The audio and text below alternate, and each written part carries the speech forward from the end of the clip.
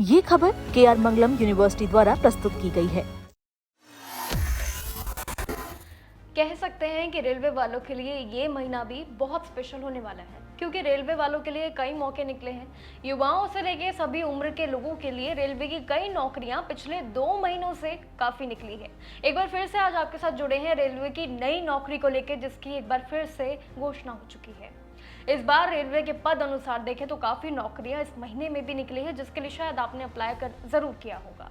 लेकिन अब ये रेलवे रिक्रूटमेंट बोर्ड यानी कि RRB तैनात है। टेक्नीशियन के बाद करीब अगर देखें तो डिटेल्स में अगर हम देखें तो पदों की संख्या भी बढ़ी है और इस बार नोटिफिकेशन की लाइनें भी बहुत लगी है। आइए सबसे पहले बात करते हैं रेलवे की नई नौकरी कौन सी है। सबसे पहले ऑनलाइन अगर आवेदन करना है तो 30 जून से इसकी प्रक्रिया शुरू हो गई है। उम्मीदवार इसके लिए 29 जुलाई 2026 तक ऑफिशियली वेबसाइट पे www.rrbapply.gov.in पे इजीली अप्लाई कर सकते हैं।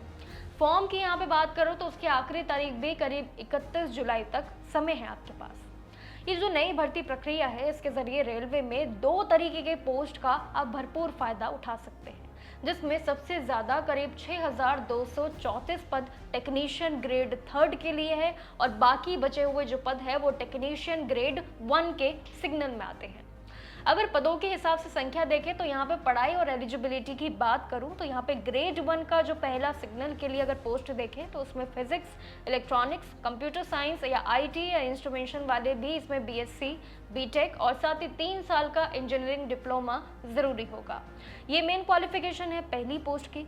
लेकिन इस पोस्ट के लिए उम्र सीमा 18 से लेके 33 साल के बीच होगी। काफी बड़ा उछाल है। शुरुआती सैलरी भी 29,200 रुपए तक की जरूर होगी। वही दूसरी तरफ ग्रेड 2 के लिए जो उसका दूसरा पद है, उसमें भी मात्र 10वीं पास उम्मीदवारों की यहाँ पे गिनती होगी। ITI भी जरूर किया हो, यह अनिवार्य और दोनों ही ऑप्शन है।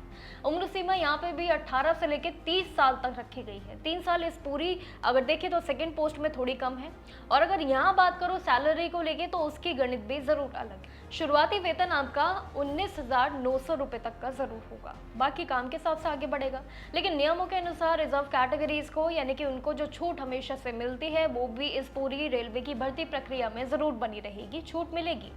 फॉर्म भरने के लिए जनरल, OBC, WS उम्मीदवारों को मात्र 500 रुपए देके अपना एप्लीकेशन फॉर्म जरूर फिल करना होगा, जबकि SC, ST और PH उम्मीदवारों के लिए यहाँ पे जो एप्लीकेशन फी है वो 250 है।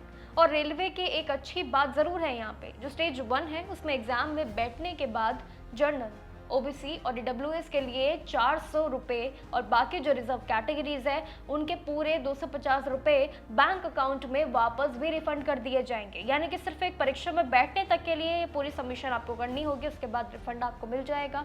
शामिल अगर होना चाहते हैं रेलवे की इस नई भर्ती प्रक्रिया में टेक्नीशियन की, तो इसके लिए क्रिएट एन अकाउंट पे बस आपको जाना होगा, लिंक पे क्लिक करना होगा। जब आप ऑफिशियल वेबसाइट पर जाएंगे उसके बाद लॉगिन कर लीजिएगा अपनी डिटेल्स, अपनी ये सभी चीज़ें, पेरेंट्स का नाम, माता पिता का नाम, एजुकेशन, रेलवे जोन अपना ध्यान रखना जो आपको चुनना होगा। और फॉर्म भरते समय लाइव फोटो और व्हाइट पेपर पे ब्लैक इंक से किए गए सिग्नेचर जो कि 30 KB के बीच जरूर होने चाहिए, यही आपके अपलोडिंग मटेरियल्स होंगे। इस भर्ती में फाइनल सिलेक्शन पाने के लिए उम्मीदवारों का CBT सबसे अहम कंप्यूटर बेस्ड टेस्ट होगा, DV भी जरूर होगा, डॉक्यूमेंट वेरिफिकेशन और मेडिकल एग्जामिनेशन यानी कि ME।